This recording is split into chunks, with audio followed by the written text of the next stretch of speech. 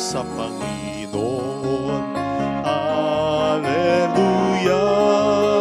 magsiyawit sa Panginoon. Purihin, purihin ang kanyang pangalan. Ipahayag, ipahayag ang dulot niyang kaligtasan. Magsiyawit kayo sa Panginoon. Alleluia, magsiyawit, magsiyawit, magsiyawit sa Panginoon, sa Panginoon. Sa ngalan ng Ama at ng Anak ng Espiritu Santo. Amen. Sumayin niyo po ang Panginoon. At sumaiyo rin. Gunitain natin ang magsasakang santo na si San Isidro upang tayo maging marapat sa misa. Halina't magsisimula para sa ating mga kasalanan at pagkukulang. Tayo pong lahat, inaamin ko sa makapangyarihang Diyos At sa inyo mga kapatid, nalubha akong nagkasala sa isip, sa salita at sa gawa, at sa aking pagkukulang. Kaya isinasamo ko sa mahal na Birheng Maria, sa lahat ng mga anghel at mga banal, at sa inyo mga kapatid, na ako'y ipanalangin sa Panginoong ating Diyos. Kaawaan tayo ng mapagmahal na Diyos, patawarin sa ating mga sala, at patnubayan hanggang sa buhay na walang hanggan. Amen. Panginoon, kaawaan mo kami. Panginoon, kaawaan mo kami. Kristo, kaawaan mo kami. Kristo, kaawaan mo kami. Panginoon, kaawaan mo kami. Panginoon, kaawaan mo kami. Yumuko tayo, maaaring ibulong sa Panginoon ang ating intensyon. Pagdasal natin ang mga tumutulong sa ating simbahan, ang mga nagpapamisa.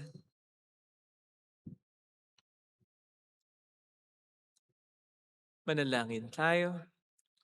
Ama naming makapangyarihan, ikaw ang may-ari ng tanang kinapala at ikaw ang tumatawag sa aming paglilingkod para pangasiwaan ang tanang umiiral sa sinukob. Ang maaasahang pagganap ni San Isidro sa kanyang pagkasaka ay amin nawang matularan sa lahat ng aming pagsisikap na magkaroon ng makakain ng lahat sa masaganang hapag ng buhay at maglingkod sa kapakanan ng aming kapwa-tao. Sa pamamagitan ni Jesucristo kasama ng Espiritu Santo magpa sa walang hanggan. Amen. Ang salita ng Diyos mula sa mga gawa ng mga apostol. Isang gabi, sinabi ng Panginoon kay Pablo sa pamamagitan ng isang pangitain, "Huwag kang matakot, ipagpatuloy mo ang iyong pangangaral. Anuman ang mangyari ay huwag kang titigil, sapagkat ako ay sumasa iyo. Hindi ka maaano, sapagkat marami akong tagasunod sa lungsod na ito." Tumigil siya roon sa loob ng 1 taon at 6 na buwan at nagturo ng salita ng Diyos. Nang si Galion ang maging gobernador ng Akaya, nagkaisa ang mga Hudyo na dakpin si Pablo at dalhin sa hukuman. Hinihikayat nito ang mga tao na sumamba sa Diyos sa isang paraang labag sa batas.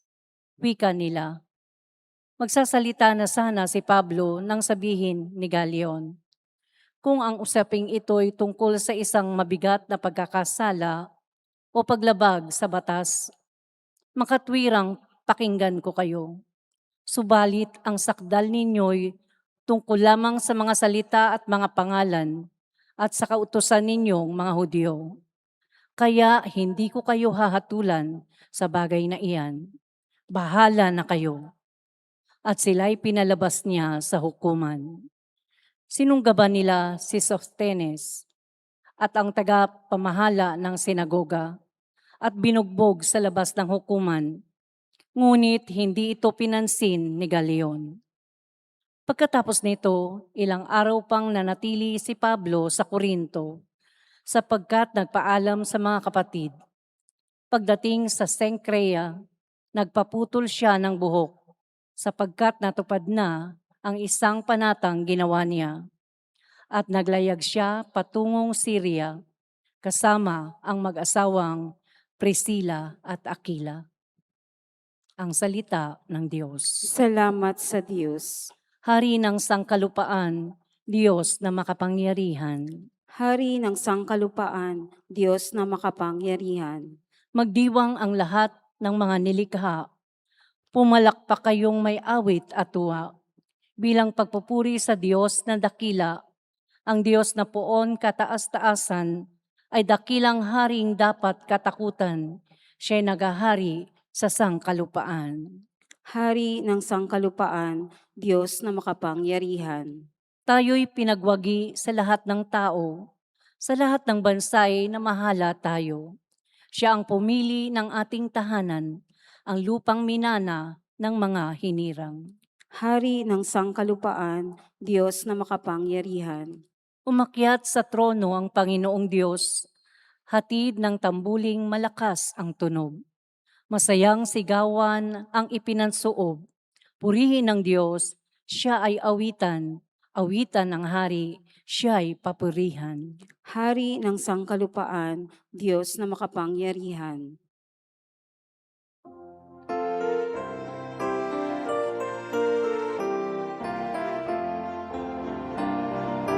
Hallelujah, hallelujah, hallelujah.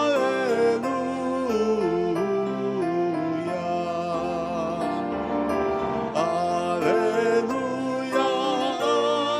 hallelujah, hallelujah.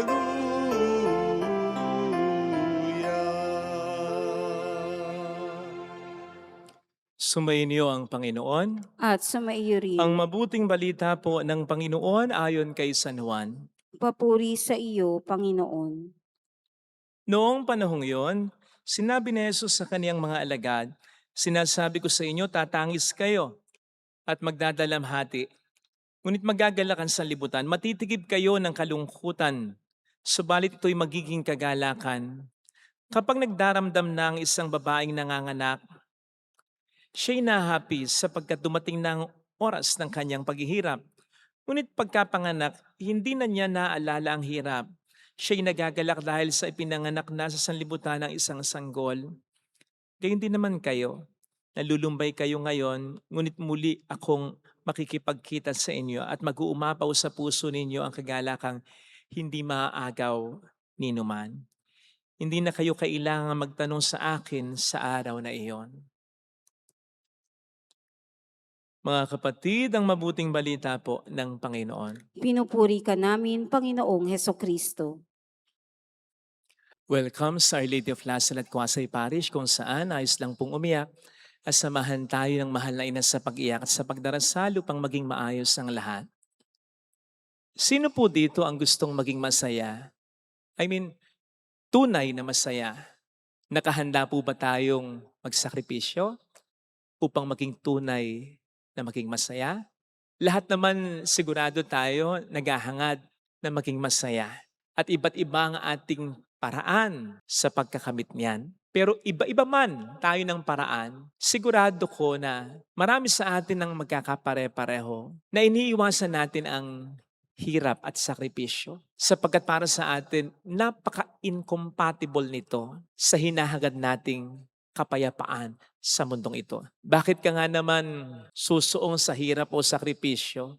Kaya ka nga naghahangad ng kaligayahan sapagkat ayaw mo ng hirap at sakripisyo. Sa unang dinig, logical naman, may punto. Pero kung isipin po natin sang-ayon sa ating narinig na ebanghelyo, hindi ganito ang paraan at pangangatwiran ni Kristo. Narinig po natin, sabi niya mismo, "Matitigib kayo ng kalungkutan, subalit ito'y magiging kagalakan."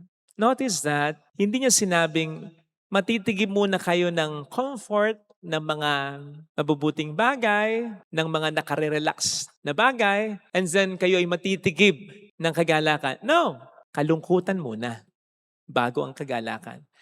And again, notice that, hindi niya basta sinabing, basta kayo titigibin ko ng kagalakan, na by the way po pwede naman, sapagkat siya'y Diyos na po pwedeng magkaloob sa atin ng kahit ano, kahit sino, nang wala itong pinanggagalingan. Katulad ng pagkalikha niya sa daigdigan, He created something out of nothing. So pwede niya sabihin, basta titigibin ko kayo ng kagalakan. Hindi eh.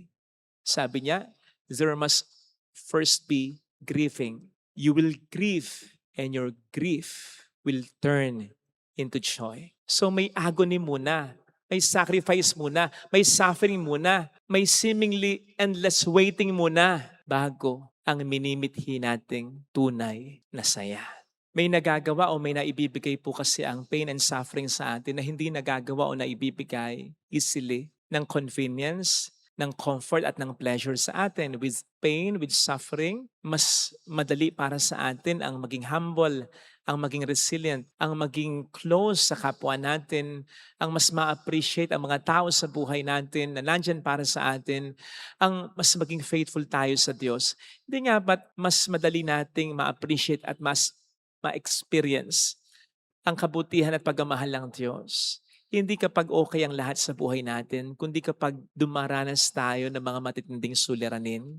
Kaya nga po iba yung happiness after pain eh, or with pain eh, kasi mas marami tayong makukuha ng mga blessings kaysa sa mga naibibigay ng comfort, pleasure, at convenience sa atin. Sabi nga po natin, mas lumulutang ang bituin sa gitna ng matinding dilim. Just the same, mas lumulutang yung joy or yung happiness natin kapag ito ay galing sa pain, sa suffering na na-experience natin.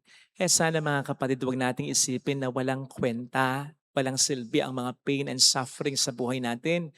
Lalo pat sumusunod naman tayo faithfully sa Panginoon natin. Kasi hindi po gagaan, kundi mas bibigat pa ang ating mga pasanin. Hindi dahil sa madadagdagan yung ating mga pinapasan, kundi dahil hihina tayo sa pagdadala o pagkapasan. Hindi naman po gagaan ang mga suffering, ang mga pain natin, ang mga dalahin natin sa buhay sa constant na pagrereklamo at pagdaing natin kundi sa constant na paniniwala at pagtitiwala natin sa Diyos na hindi mag-aalaw ng mga suffering or pain sa buhay natin kung wala naman itong magiging dahilan at kung hindi naman ito magiging importanteng parte ng tunay na kaligayahang ibibigay niya sa atin. Masdan at tingnan niyo po yung sabi ng ating Panginoon, ang inyong kalungkutan ay magiging kagalakan. Hindi sinabing basta mawawala ang inyong kalungkutan. Hindi sinabing basta mawawala ng kabuluhan ang inyong kalungkutan. No, instead ang sabi, ang inyong kalungkutan ay will transform into kagalakan. Ibig sabihin, yung ating kalungkutan ay mahalagang bahagi, pagmumulan ng ating kagalakan. Hindi ito basta aksidente, hindi ito basta nangyari. Hindi basta nangyari ang mga suffering and pain sa buhay natin ng ang Diyos ay walang magandang balak, walang magandang plano, at walang magandang dahilan. Hindi naman po sasayangin ng Panginoong Diyos ang luha natin. Ang sabi nga po, di ba sa Psalm 56 verse 8, God will keep our tears or God keeps our tears in a battle. Bakit naman titipunin, pangangalagaan ng Diyos ang mga tears of sorrow na yan kung hindi niya gagawing tears of joy balang araw yan? Lalo pat kapag na-realize na natin na yung mga pain and sufferings na ayaw natin at gustong-gusto natin dati na mawala sa buhay natin, pero isinurrender na lang natin sa Panginoon natin, ay magiging napakahalagang parte pala ng kaligayahan na balang araw ay mararanasan natin. Ito po sana mga kapatid ang ipagdasal natin sa ating banal na pagdiriwang upang kahit hindi pa nawawala yung mga pain and suffering na ating naranasan, ay huwag tayong mawala ng pananampalataya. Huwag tayong dumaing ng dumaing, huwag tayong magalit sa Panginoon upang mas lalo natin itong mapasan at makapagdulot sa atin balang araw ng kabutihan, lalo na ng kaligayahan na sabi nga ng Panginoon dito ay hindi maaalis sa atin, makukuha sa atin inuman. Ito yung malalim na kaligayahan na kapag na-realize na natin na ang Diyos kailanman hindi tayo pinabayaan sa ating suffering. At dahil doon, yung mga suffering na naranasan natin ay naging parte pa ng kanyang napakagandang plano sa buhay natin. Amen. Lagay natin ang ating kanang kamay sa tapat ng ating puso.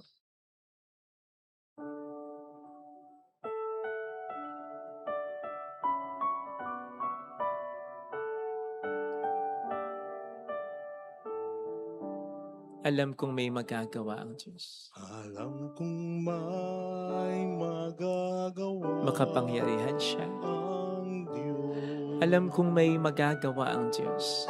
Alam kong may magagawa Walang imposible sa Kanya. ang Diyos. Kung ako'y magtatapat, Kung ako'y magtatapat sa Kanya'y maglilingkod, sa Kanya'y maglilingkod, alam kong may magagawa ang Diyos. may magagawa ang Diyos. Alam kong di rin kinang Diyos ang samo ko, Alam kong di sapagkat mahal niya ako.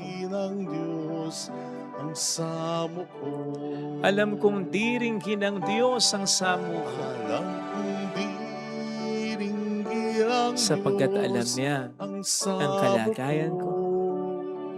Kung ako'y magtatapat, Kung ako'y magtatapat sa Kanya'y maglilingkod, sa Kanya'y maglilingkod, alam kong di rin kinang Diyos ang samo ko. Ringgit ang Diyos Pumikit tayo. ang samo ko. Aaminin ko, Panginoon, ayaw ko ng sakripisyo. Ayaw ko ng hirap. Kaya tulungan mo po ako kung mayroon kang inaalaw na paghihirap sa buhay ko. Tulungan mo po ako na maunawaan balang araw ang kahulugan nito. At tulungan mo po ako na pasanin ito ng naaayon sa kalooban mo. Yung nagtitiwala sa iyo, kahit nahihirapan na, kahit nasasaktan na, kahit naiinip na. Yung hindi bumibigay sa pagkakakapit sa iyo. Yung hindi nawawala ng pag-asa na sa kabila ng lahat ay mangyayari pa rin maganda. Hallelujah! Purihin ang Diyos. Hallelujah! Pasalamatan siya. Siya ay muling babalik sa atin. Hindi kanya iiwan. Hindi kanya pababayaan. Paniwalaan mo yan. Hallelujah! Purihin ang Diyos. Hallelujah! Sa takdang panahon, babalik ang Panginoon upang tayo ay kunin. Tapat siya sa kaniyang mga pangako sa atin. Sabihin mo sa sarili mo, mayroong magandang mangyayari sa iyo. Yes, kahit batbat ng problema ang buhay mo, kahit parang walang nangyayaring matino o maganda, sa kabila ng mga pag-isikat at pagdarasal mo sa isang iglap, kayang baguhin ng Diyos ang lahat. Pero maniwala ka, kahit paunti-unti may mga ginagawa siya. Yun lamang napagtatagumpayan mo ang lahat. Matino ka pa rin, lumalaban ka pa rin, biyaya yan kapatid. Pagsama ng Diyos sa iyo yan, sapagkat hindi ka naman niya hayaang mawala ng pag-asa, lalo pat gusto mong lumaban talaga, at mas lalo pat may maganda siyang plano pagkatapos ng mga problema mo. Papuri sa Ama at sa Anak at sa Espiritu Santo. Kapara ng sa unang-una, ngayon at magpakailanman at magpasawalang hanggan. Amen. Pag-aalay.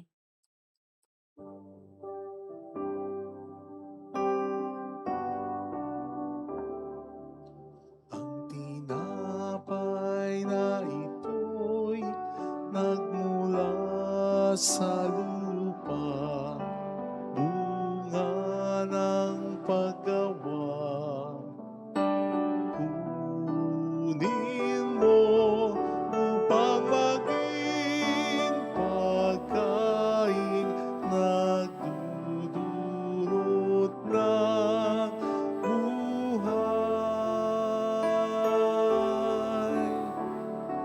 Ang maihahandog sa'yo, Panginoon,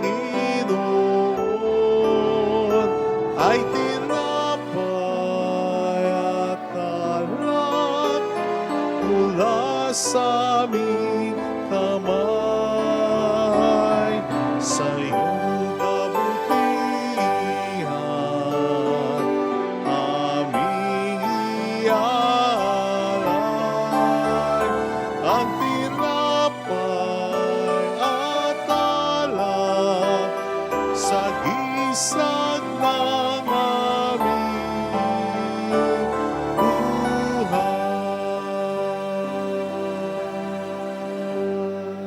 Manalangin tayo upang ating handog ay maging kalugod-lugod sa Diyos Amang makapangyarihan. Tanggapin nawa ng Panginoon itong paghahain sa iyong mga kamay sa kapurihan niya at karangalan sa ating kapakinabangan at sa buong sambayanan niyang banal. Ama naming lumikha, pagpalain mo ang mga alay na bunga ng pagtatanim at pag-ani ng mga magsasakang kagaya ni San Isidro. Ang pinagpagura nila sa tag-ulan at tag-araw ay siya nawang maging pagkain at inuming sa amin ay nagbibigay buhay. Sa pamamagitan ni Heso Kristo, kasama ang Espiritu Santo, magpasa walang hanggan. Amen. Sumayin niyo po ang Panginoon. At sumayo rin, Itaas sa Diyos ang inyong puso at diwa. itinaas na namin sa Panginoon. Pasalamatan ng ating Panginoong Diyos. Marapat na siya ay pasalamatan. Ama naming makapangyarihan, tunay nga pong marapat na ikaw ay aming pasalamatan. Ikaw ay nagniningning sa piling ng mga banal tulad ni San Isidro, na ikinararangal mo sa kanilang kabutihan. Ibinibigay mo silang huwaran namin araw-araw at katuwang sa pagsamba sa iyong kamahalan. Sa pamamagitan ng anak mong si Heso Kristo, kami naliligid ng mga banal na tao. Sila'y mga saksi na ang pananalig sa iyo ay magaganap namin sa ikararangal mo. Kaya kaisa ng mga anghel na nagkisiawit ng papuri sa iyo ng walang humpay sa kalangitan, kami po'y nagbubunyi sa iyong kadakilaan. Santo, Santo, Santo, Panginoong Diyos ng mga hukbo, napupuno ang langit at lupa ng kadakilaan mo, o sana sa kaitaasan. Pinagpala ang naparirito sa ngalan ng Panginoon, o sana sa kaitaasan. Ama naming banal, ikaw po ang bukhal ng tanang kabanalan, kaya sa pamamagitan ng iyong Espiritu, gawin mo pong banal ang mga kaloob na ito upang para sa amin ay maging katawan at dugo ng aming Panginoong Heso Kristo. Bago niya pinagtiis ang kusang loob na maging handog, hinawakan niya ang tinapay, pinasalamatan kaniya, pinaghati-hati niya iyon, niabot sa kaniyang mga alagad at sinabi, "Tanggapin ninyong lahat ito at kanin. Ito ang aking katawan na iahandog para sa inyo."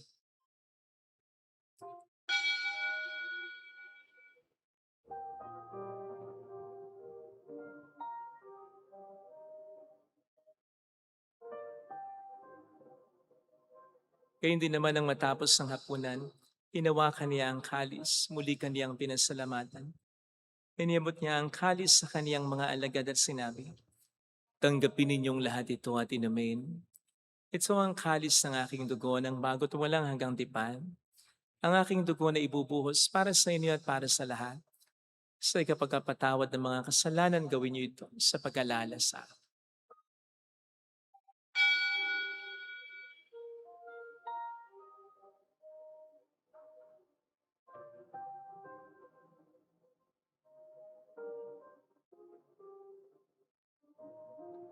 Ang misteryo ng ating pananampalataya. Si Kristo'y namatay, si Kristo'y nabuhay, si Kristo'y babalik sa wakas ng panahon. Ama, ginagawa namin ngayon ang pag-alaala sa pagkamatay at muling pagkabuhay ng iyong anak.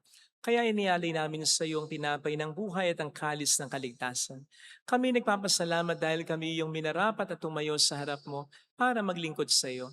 Sinasamo namin kami na magsasalo sa katawan at dugo ni Kristo ay mabuklod sa pagkakaisa sa pamamagitan ng Espiritu Santo. Ama, lingapin mo ang iyong simbahang laganap sa buong daigdig. Puspusin mo kami sa pag-ibig. Kaisa, nilayo na aming Papa ni Janice na aming obispo at ang tanang kaparian. Alalahanin mo po ang mga kapatid naming nahimlay nang may pag-asang sila'y muling mabubuhay, lalo na po ang aming mga ipinagdarasal. Saglit nating alalahanin sa puntong ito ng misa ang mga kakilala, mga minamahal nating yumao. Kaawaan mo sila at patuloyin sa iyong kaliwanagan. Kaawaan mo at paging tapatin kaming lahat na makasalo sa iyong buhay na walang wakas, kaysa ang mahal na birhen ng Lasalet, ang ina ng Diyos. Si San Jose, ang kabiyak ng kanyang puso, lahat ng mga banal tulad ni San Isidro, na namuhay dito sa daigdig ng kalugod-lugod sa iyo, may pagdiwang nawa namin na pagupuri sa ikararangal mo sa pamamagitan ng iyong anak na aming Panginoong Heso Kristo. Sa pamagitan ni Kristo, kasama niya at sa Kanya, ang lahat ng parangal, papuri ay sa iyo, Diyos amang makapangyarihan, kasama ang Espiritu Santo, magpasawalang hanggan.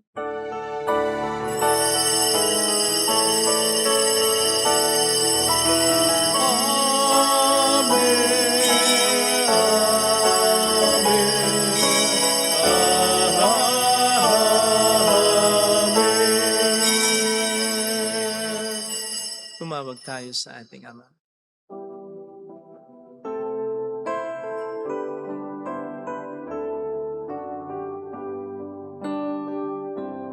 Ama namin, sumasalangit ka, sambahin ang ngalan mo, mapasa amin ang kaharian mo, sundin ang loob mo dito sa lupa para ng sa langit.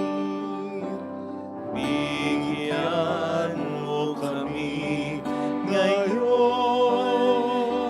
ng aming kakanin sa araw-araw.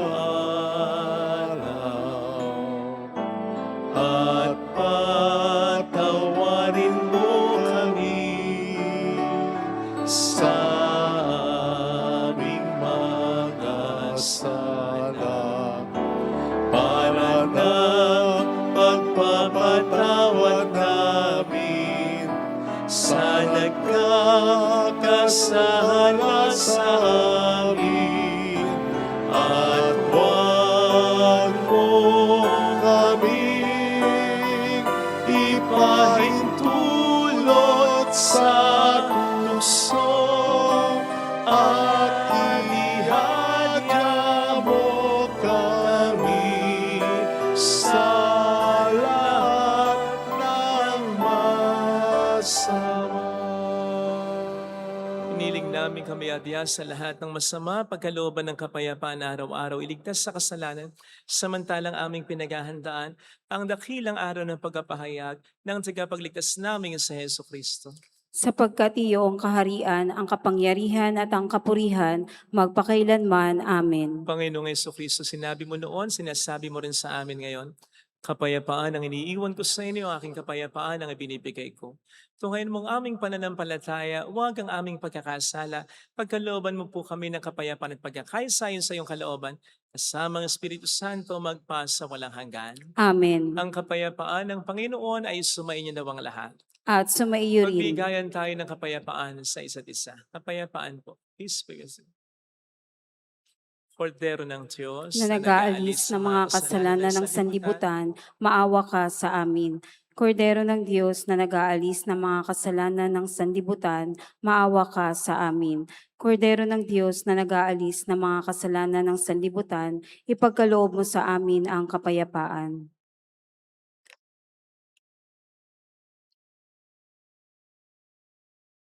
Narito sa harap natin ang Panginoon ng ating buhay at kaligtasan.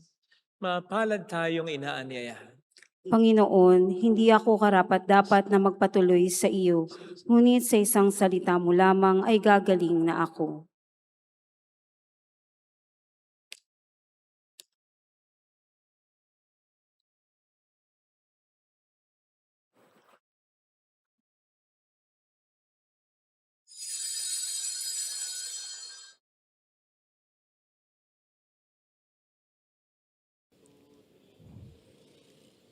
Panalangin para sa espiritual na pakikinabang. Panginoong Hesus, ako ay naniniwala na ikaw ay nasa kabanal-banalang sakramento. Iniibig kita ng higit sa lahat at ninanasa kong tanggapin ka sa aking kaluluwa. Sapagkat sa mga sandaling ito, hindi kita matatanggap sa sakramento. Tumuloy ka sa espiritu sa aking puso. Niyayakap kita na parabang naririto ka na. Inaalay ko ng buong buo ang aking sarili sa iyo. Huwag mong hayaang mawalay ako sa iyo. Amen. Umalingkod saan-saan, lubos na nakalimutan pag-ibig mo ang kasagutan.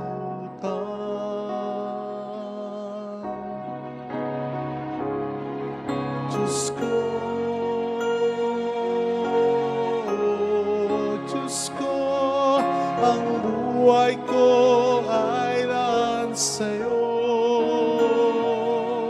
Walang ibang ninanais maliban sa pag-ibig mo. Diyos ko, Diyos ko, gawin mo muli ako sa'yo. Muling ipaubaya ang sarili sa iyong pagkalinga. Muling ipaubaya ang sarili sa iyong pagkalinga.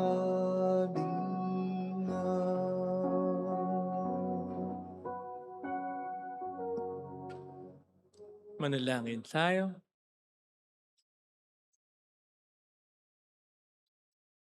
Ama naming mapagmahal, ipinagpapasalamat namin itong aming pag-asalo sa tanim at ani ng mga magsakang katulad ni San Isidro na iyong idinangal.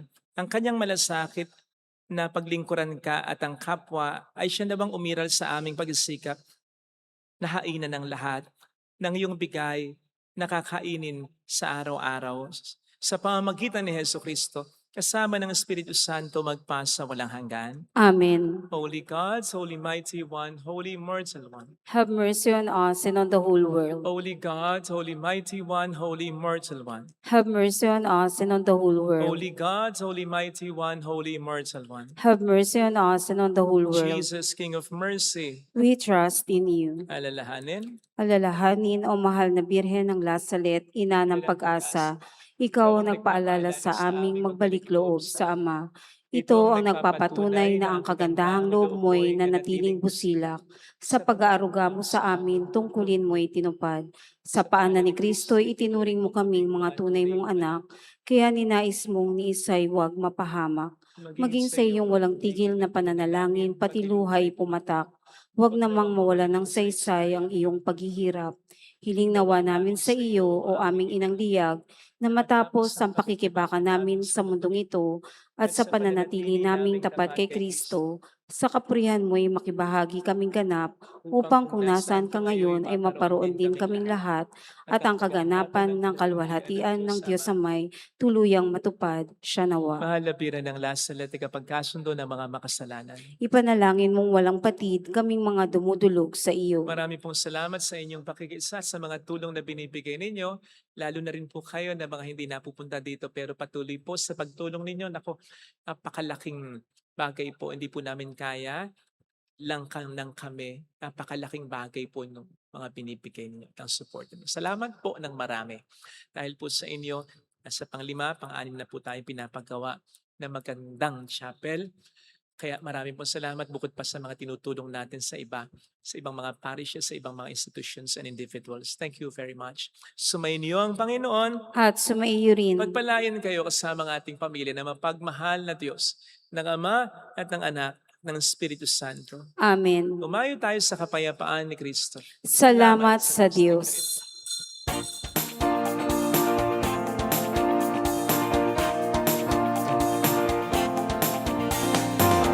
Mary, Mother of the Lord, hear the prayer we sing to you. Let your tears sip in our minds and hearts as once they fell at Nazareth. Tell your people how to live again. Tell your people how to sing again. Tell your people how once again. Tell your people how to pray again. Mary, mother of the Lord, here's a prayer we sing to you. Let your tears save in our minds and hearts, as once they fell at Nazareth.